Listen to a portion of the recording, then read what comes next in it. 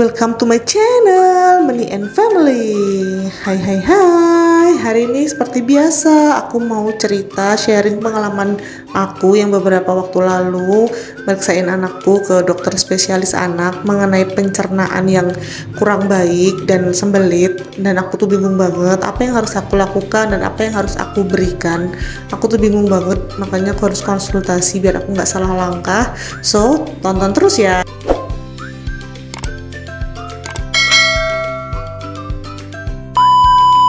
Nah, ini untuk rumah sakitnya, rumah sakit andalan aku yang selalu aku datengin kalau anak aku bermasalah pada kesehatannya. Rumah sakit yang jaraknya dari rumah lumayan jauh, cuman menurut aku ini rumah sakit yang berani buka mewah dan dengan fasilitas lengkap, padahal ini di pelosok desa ya. Dan lumayan penuh juga untuk dokter yang spesialis anak ini karena dia termasuk best dokter dan favoritnya para ibu-ibu. Di sini banyak banget pasien anak kecil, dan aku tuh hari ini dapat nomor antrian 24. Lama banget, tapi aku tetap harus sabar karena demi anakku sehat, dan aku percayanya cuma sama dokter ini.